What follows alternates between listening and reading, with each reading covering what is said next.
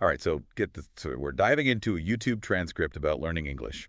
Okay. Sounds pretty Yeah. basic, right? But hold on, because at some point it just veers off into overthinking.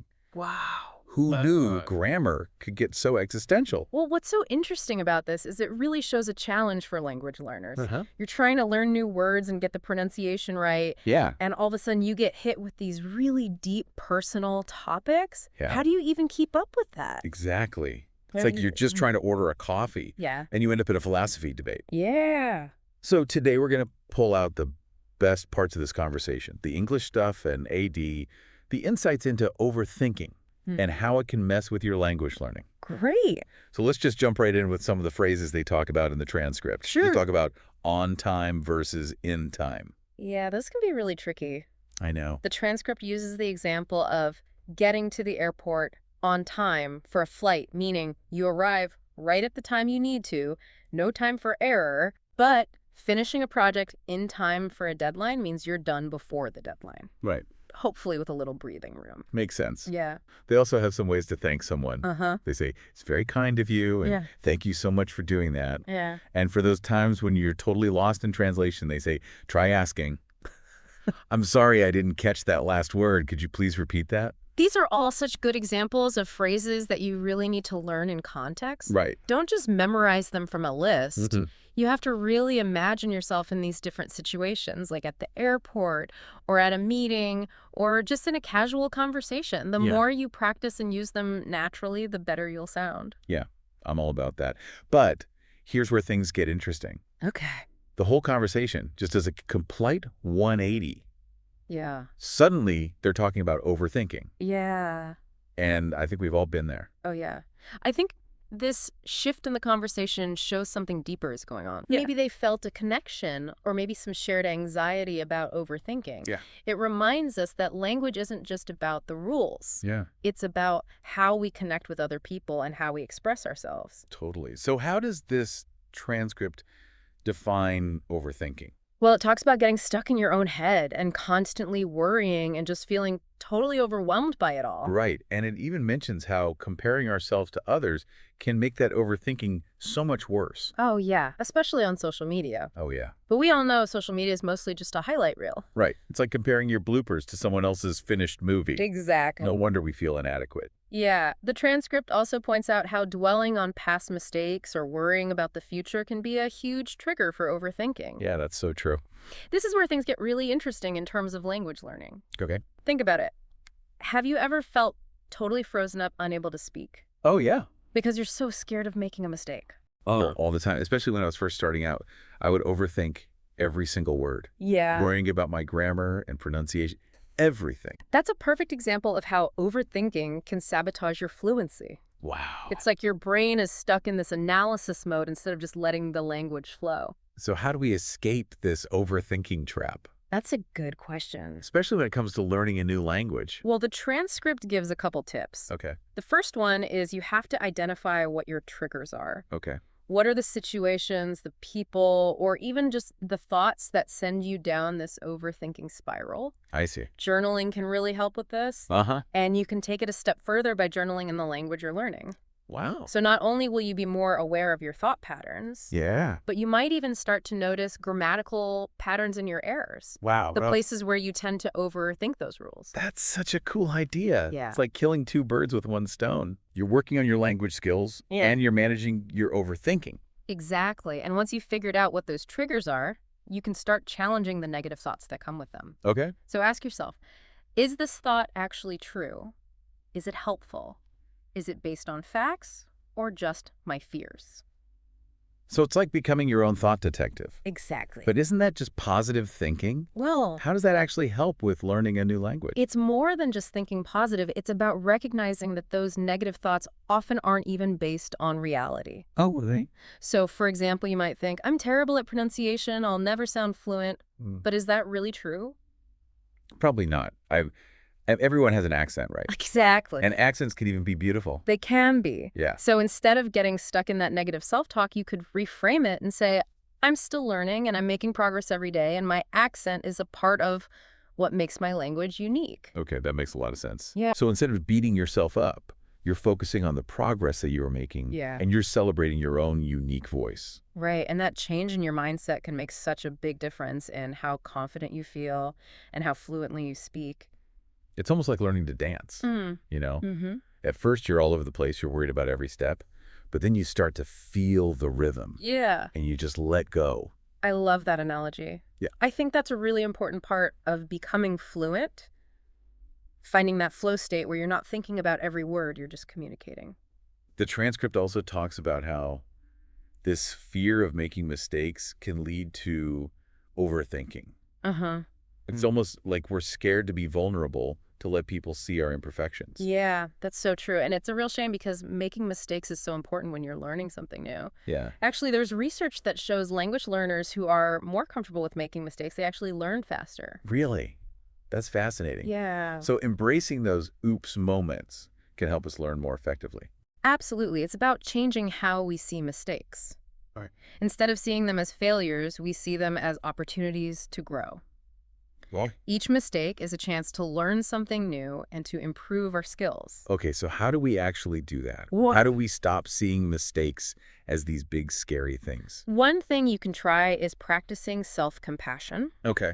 So instead of beating yourself up when you make a mistake, Yeah. try to talk to yourself the same way you would talk to a friend. Right. You wouldn't tell your friend they were terrible at speaking the language, would you? No way. I'd be super encouraging. Right. It's funny how we're so much harder on ourselves than we are on other people. It's true, but by being kind to ourselves, we create a more supportive environment to learn and grow without that constant fear of being judged. Yeah, that makes a lot of sense. Mhm. It's like learning a new language is actually helping us to be more compassionate and understanding with ourselves. Yeah, I think that's a beautiful way to put it. And the more you practice self-compassion, the easier it becomes. Mm. It's like a muscle, you have to work it out to make it stronger.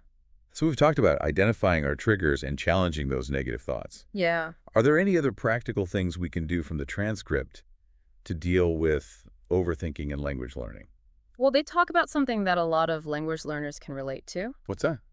social media comparisons. Yes. We scroll through our feeds and we see all these amazing polyglots speaking all these languages so effortlessly. I know, and suddenly our own progress just looks terrible. Right. It's like, why am I still messing up the present tense when this person is fluent in like 5 languages? Exactly. And that's when it's really important to remember that what we see on social media is just a carefully edited version of reality. Mm-hmm. People usually just share their successes and they don't really talk about the struggles. Yeah, it's like we're comparing our raw footage to their highlight reel. Exactly. And that just sets us up to feel disappointed and to doubt ourselves. Right.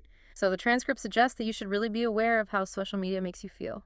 Okay. If you find yourself feeling jealous or discouraged after looking at language learning accounts, it might be a good idea to just spend less time on social media. Yeah, good point. Sometimes we just need to step away from all the noise and focus on our own path.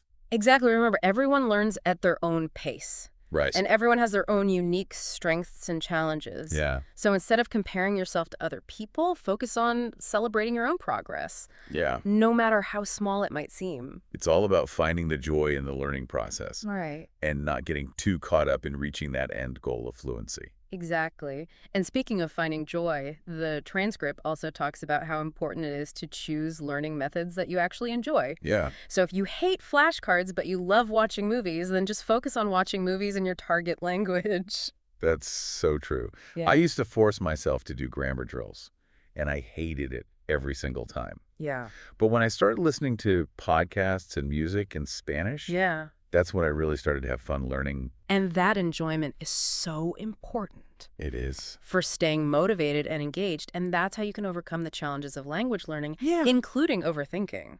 So we've talked about self-compassion and being mindful of social media and finding joy in the process. Mm-hmm. The transcript also mentions that it's important to get support when you need it. Yes, this is something that a lot of people forget about, Yes. especially when it comes to language learning. Hmm. We tend to think of it as this solitary activity you do alone. Right. But connecting with other learners or getting help from a tutor or a language partner can really make a big difference. I remember when I first started learning Italian, I felt so lost and alone. Yeah. But then I found this language exchange group, and it was like a whole new world opened up. That's so great, sharing what you're struggling with and celebrating your wins with other people who understand what you're going through. Yeah, That can be so motivating and validating. it is. And it creates this sense of community and belonging, Yeah. which is so important when you're dealing with the challenges of language learning. Yeah, it's like having your own personal cheer squad. Exactly. And remember, you don't have to do this alone. Right. There are so many resources available, Yeah. online communities, language exchange apps, tutors. Hmm. They're all there to support language learners. So don't be afraid to reach out and ask for help when you need it. The transcript also talks about how important it is to see how far we've come and to celebrate our progress no matter how small. This is so crucial for staying motivated and fighting off that overthinking. I agree. It's easy to focus on the things we're still struggling with and completely forget how much we've already learned. Yeah, it's like we're so focused on getting to the destination that we forget to enjoy the journey. Exactly. So take some time to really think about how much you've already learned, Yeah. the challenges you've already overcome, and how far you've come. Right. Maybe even start a language learning journal where you can track your progress and celebrate those moments where something finally clicks. That's a great idea. And don't forget to reward yourself for all your hard work. Oh, yeah, for sure. Whether it's watching your favorite movie in the language you're learning, or maybe trying a new dish from a country where they speak that language, or just taking a break to relax and recharge, those little rewards can make a big difference. Yeah, they can help you stay motivated and prevent burnout. Okay, so we've talked about a lot of practical ways to manage overthinking in language learning. Yeah. But what about the bigger picture? Mhm. How can we change our overall mindset to make it easier to learn and grow?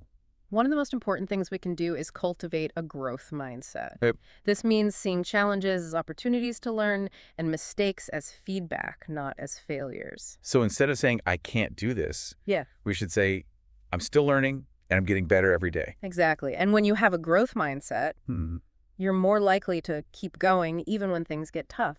You'll want to ask for feedback and you'll be open to new challenges, Right. all of which are really important for succeeding at learning a new language. So it's like we're training our brains to be more resilient and adaptable. Yeah, and those are really valuable skills, not just for learning a new language, but for life in general, because Right. life is full of challenges. It is. And how well we can bounce back from setbacks, learn from our mistakes, and keep growing. That's what really determines how successful and fulfilled we are. So in a way, learning a new language is kind of like a mini version of life. Yeah. We face obstacles, we mess up, we have moments of doubt and frustration, but we also have amazing moments of joy, discovery, and growth. I couldn't have said it better myself. Yeah. And it's those moments of growth, those breakthroughs where you finally understand something or can communicate something new Yeah. that make the whole journey worth it. It's like we're expanding not only our language skills, but also our understanding of ourselves and the world around us. Yeah, it really is like we're stretching our minds and our hearts. I love that. And I think that's what makes this YouTube transcript so interesting. It starts off as this simple English lesson and ends up being this deep reflection on like what it means to be human. Yeah, it really proves that you can find these amazing insights in the most unexpected places. Because you really can. Now let's bring this back to you, our listener.